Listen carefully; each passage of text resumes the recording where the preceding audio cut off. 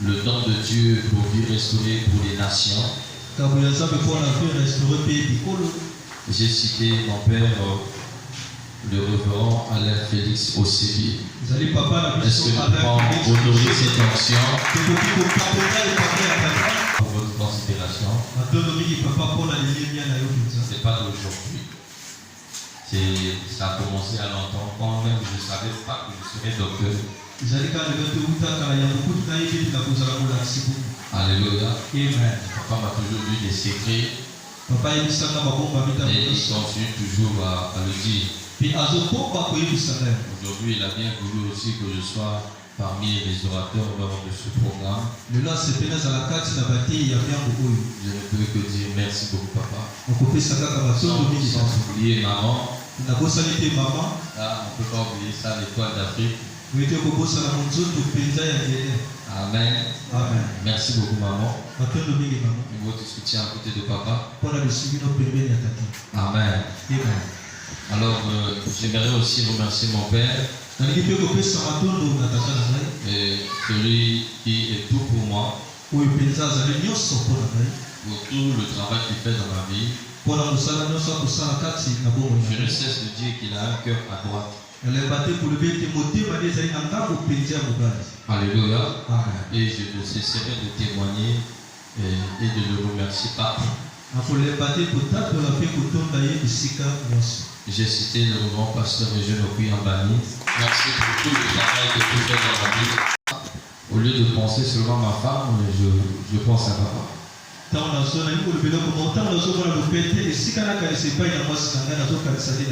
tout ce qu'il a réalisé, je ne peux que dire merci et prier le Seigneur de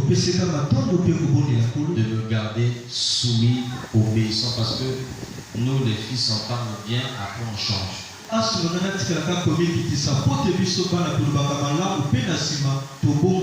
Que Dieu me garde soumis, obéissant à ses pieds. Que je ne change pas. Amen. Alors, je bénis aussi la présence de papa.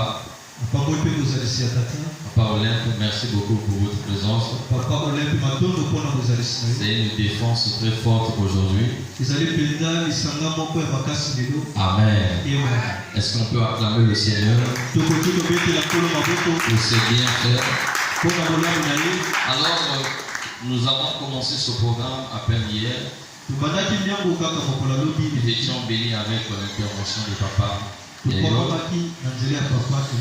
Qui nous a parlé des trois choses qu'un héros doit avoir. La disponibilité, l'humilité, l'obéissance. Il nous a parlé de l'onction qui est une nécessité. Je te prie d'acclamer le Seigneur pour cet enseignement. Alors aujourd'hui, nous allons dire quelque chose étant intitulé de zéro à héros. Dis avec moi de zéro à héros. De zéro à héros. Plus fort, de zéro à héros. Voilà, j'aime ce calme. On va essayer de dire quelque chose. Sois avec moi. Parce que si tu rates la fondation du début, il se peut que ce soit difficile que tu me comprennes quand je serai au milieu. Je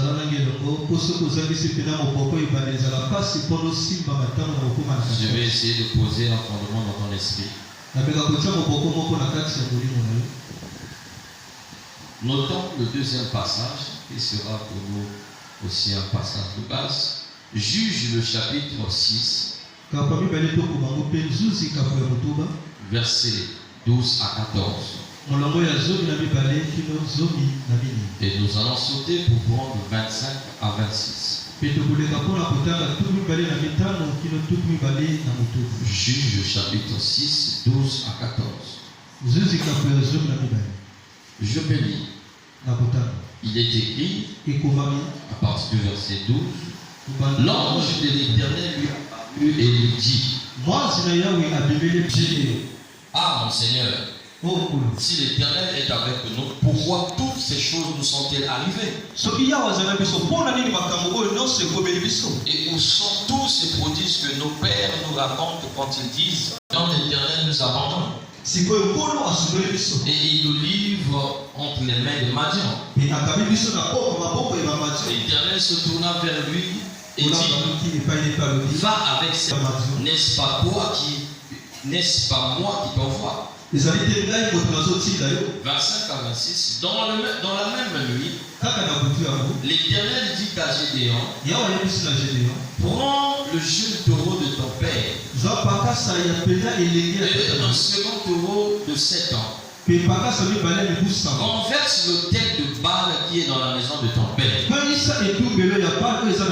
et abat le pieu sacré qui est dessus. Tu bâtiras ensuite et tu disposeras sur le haut de ce rocher un autel à l'Éternel ton Dieu. Tu prendras le second taureau et tu lui offriras en holocauste avec le bois de l'idole que tu auras abattu. Parole de l'Éternel. En ce terme, dans quelques minutes, je vais l'annoncer. Je vais préférer qu'on commence d'abord par définir ce grand terme. De zéro à héros. Un terme de 4 mots. Mais deux sont des concepts très très capitaux. Hier, on nous a dit zéro. Lorsqu'on dit de zéro à héros, on fait allusion à quelqu'un qui part de la bassesse pour atteindre un certain niveau. Zéro, par définition, c'est le chaos primordial. Zéro, c'est le vide. Lorsqu'on parle de zéro, il nous renvoie au néant.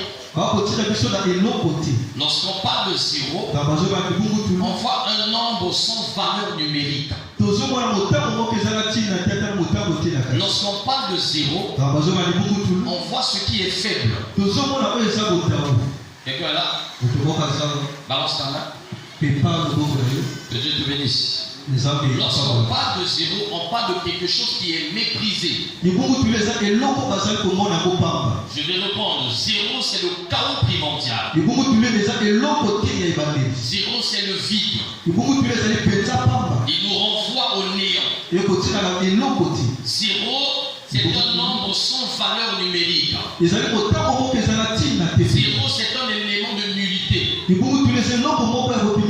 On peut faire 100 plus 0 égale à combien? Il va annuler tout.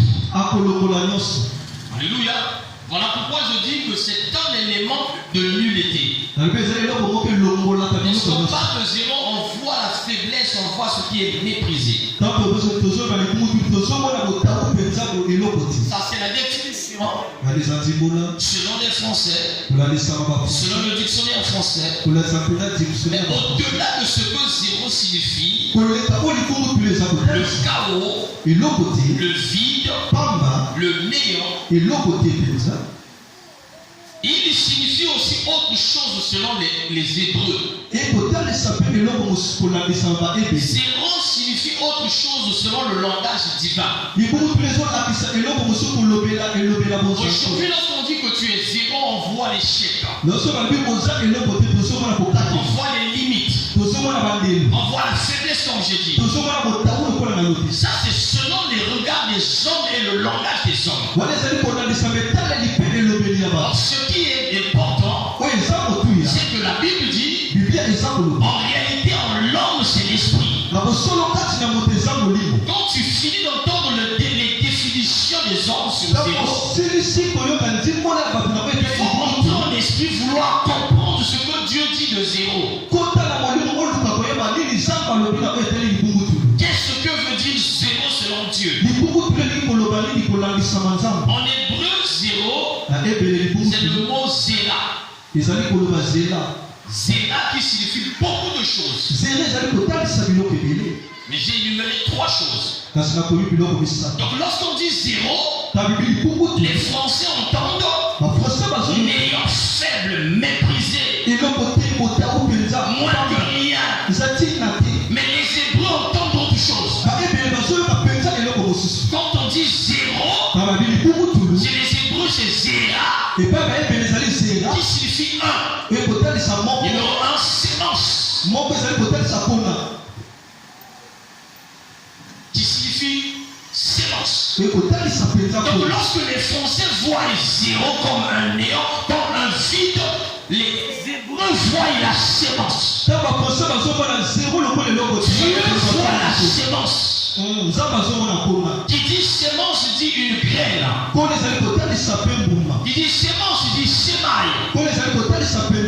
Donc toutefois qu'on dit 0, Dieu ne voit pas le vide que les hommes voient. Dieu voit la sémence qui est là. J'aimerais commencer déjà par te dire, par ricochet on t'a traité de 0. Ils pensaient que tu es un néant. Mais je viens t'informer qu'il y a une sémence en toi. Il y a un grain, une graine en toi. Lorsqu'on dit Zéra, deuxième point, Dieu voit la postérité. Zéra veut dire postérité, un enfant ou un fils.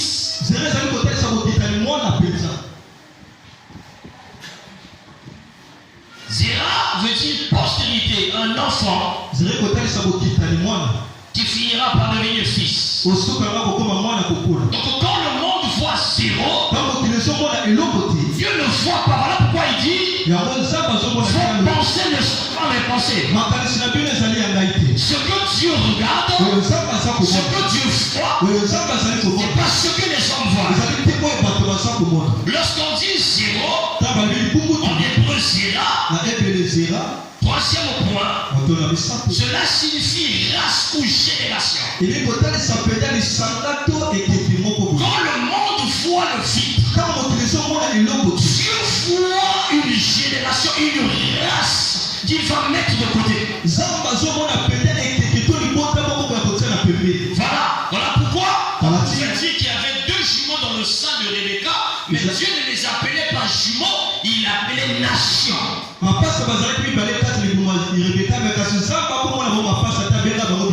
Dieu ne voit pas comme les hommes voient. Aide-moi à dire à 2 voisins, Dieu ne voit pas comme les hommes. Change de voisin, celui-là ne te bénit pas, regarde derrière ou devant toi. Dis, Dieu ne voit pas comme les hommes. Alléluia. Est-ce que tu peux répéter cela avec moi? Plus fort que ça. Donc si on te voit 0, Dieu voit l'opportunité de prendre quelqu'un de quelque part et l'emmener quelque part. Quand on voit le néant, Dieu est en train de voir une sémence qui doit s'aimer quelque part. Quand on voit faiblesse, Dieu est en train de voir une postérité qui deviendra un fils. Quand on voit qu'on vit dans quelle famille, Dieu voit une race qui va impacter. Quoi que je parle, donne-moi la main bien. Maintenant, il y a un problème que nous sommes en train de vouloir traiter. Mon système est intitulé de la prédestination à la manifestation. De la prédestination à la manifestation. Je vais aller avec des termes simples.